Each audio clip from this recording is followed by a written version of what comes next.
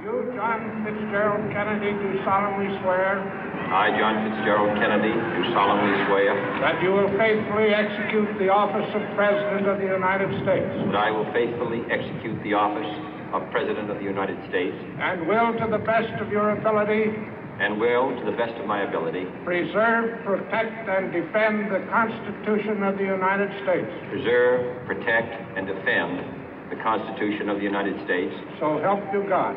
So help me God.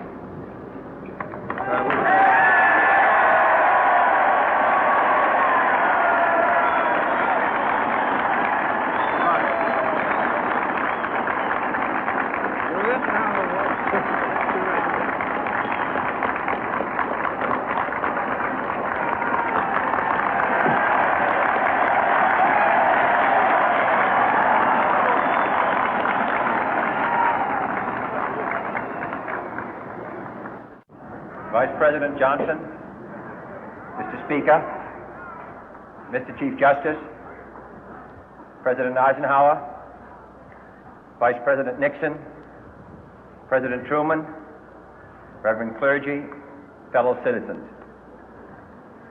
We observe today not a victory of party, but a celebration of freedom, symbolizing an end as well as a beginning, signifying renewal as well as change. For I have sworn before you and Almighty God the same solemn oath our forebears prescribed nearly a century and 3/4 ago.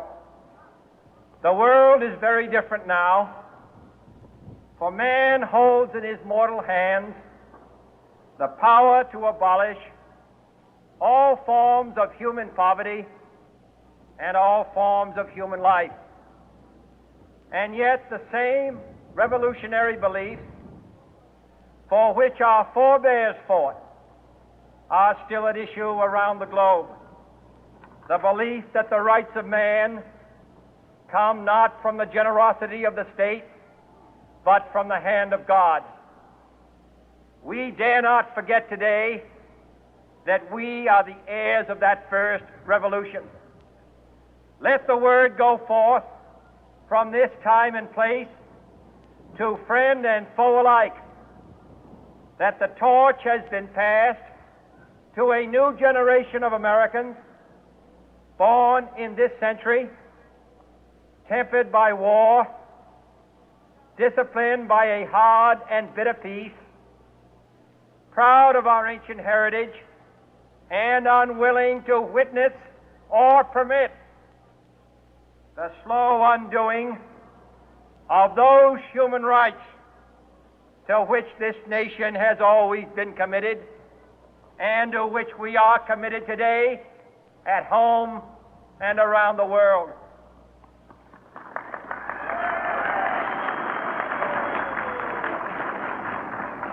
Let every nation know, whether it wishes us well or ill, that we shall pay any price, bear any burden, meet any hardship, support any friend, oppose any foe to assure the survival and the success of liberty.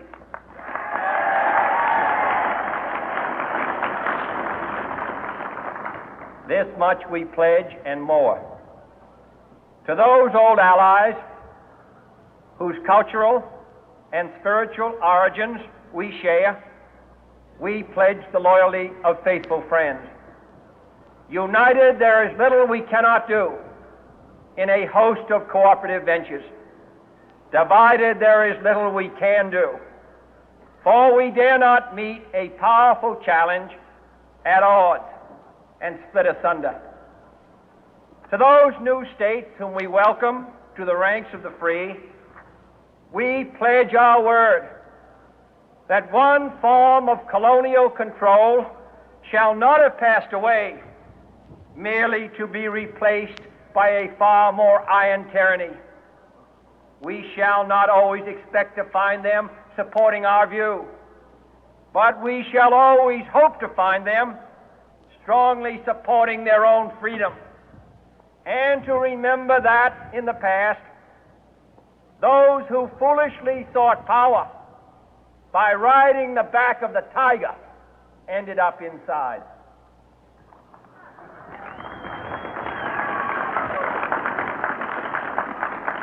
To those people in the huts and villages of half the globe struggling to break the bonds of mass misery, we pledge our best efforts to help them help themselves for whatever period is required, not because the communists may be doing it, not because we seek their votes, but because it is right.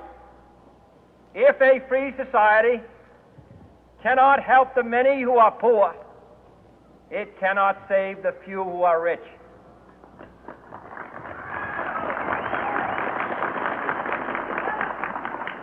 To our sister republics south of our border, we offer a special pledge to convert our good words into good deeds, in a new alliance for progress, to assist free men and free governments in casting off the chains of poverty. But this peaceful revolution of hope cannot become the prey of hostile powers. Let all our neighbors know that we shall join with them to oppose aggression or subversion anywhere in the Americas. And let every other power know that this hemisphere intends to remain the master of its own house.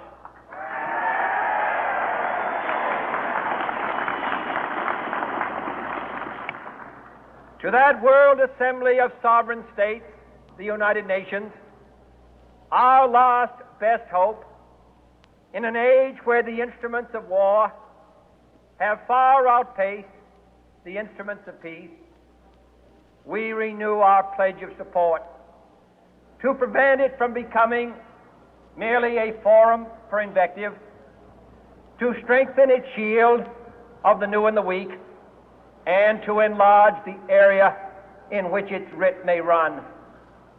Finally, to those nations who would make themselves our adversary, we offer not a pledge, but a request that both sides begin anew the quest for peace. Before the dark powers of destruction, unleashed by science, engulf all humanity in planned or accidental self-destruction, we dare not tempt them with weakness, for only when our arms are sufficient beyond doubt can we be certain beyond doubt that they will never be employed. But neither can two great and powerful groups of nations take comfort from our present course, both sides overburdened by the cost of modern weapons, both rightly alarmed by the steady spread of the deadly atom, yet both racing to alter that uncertain balance of terror that stays the hand of mankind's final war. So let us begin anew, remembering on both sides that civility is not a sign of weakness, and sincerity is always subject to proof. Let us never negotiate out of fear, but let us never fear to negotiate.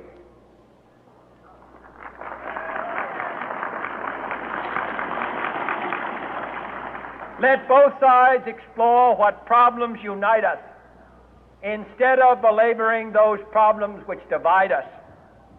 Let both sides, for the first time, formulate serious and precise proposals for the inspection and control of arms, and bring the absolute power to destroy other nations under the absolute control of all nations.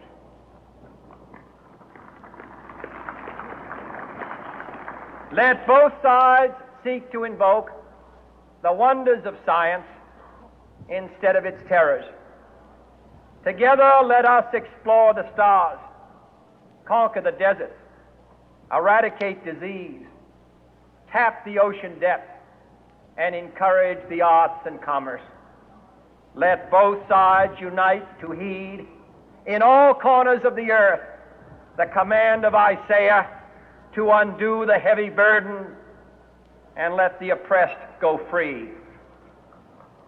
And if a beachhead of cooperation may push back the jungle of suspicion, let both sides join in creating a new endeavor, not a new balance of power, but a new world of law, where the strong are just and the weak secure and the peace preserved.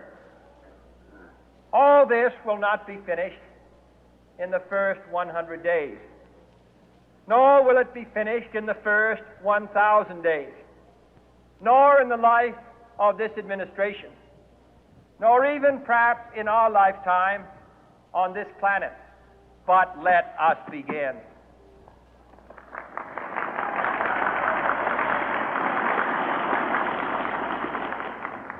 In your hands, my fellow citizens, more than mine, will rest the final success or failure of our course. Since this country was founded, each generation of Americans has been summoned to give testimony to its national loyalty. The graves of young Americans who answered the call to service surround the globe. Now the trumpet summons us again, not as a call to bear arms, though arms we need, not as a call to battle, though in battle we are, but a call to bear the burden of a long twilight struggle, year in and year out, rejoicing in hope, patient in tribulation, a struggle against the common enemies of man, tyranny, poverty, disease, and war itself. Can we forge against these enemies a grand and global alliance, north and south, east and west, that can assure a more fruitful life for all mankind? Will you join in that historic effort?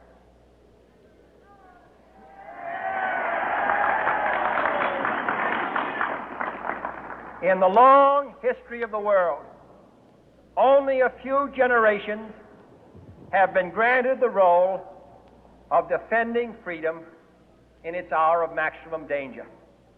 I do not shrink from this responsibility. I welcome it.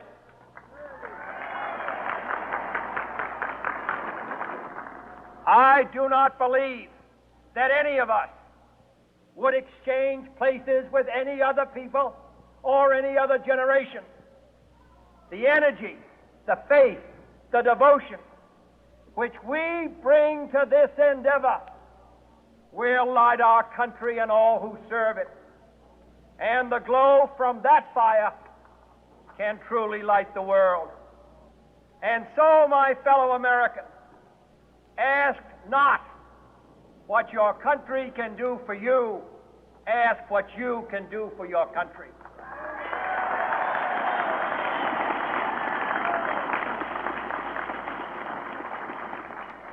My fellow citizens of the world, ask not what America will do for you, but what together we can do for the freedom of man.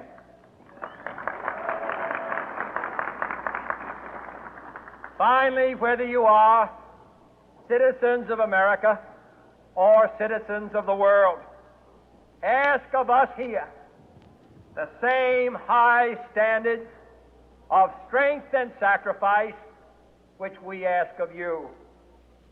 With a good conscience, our only sure reward, with history the final judge of our deeds, let us go forth to lead the land we love, asking His blessing and His help, but knowing that here on earth God's work must truly be our own.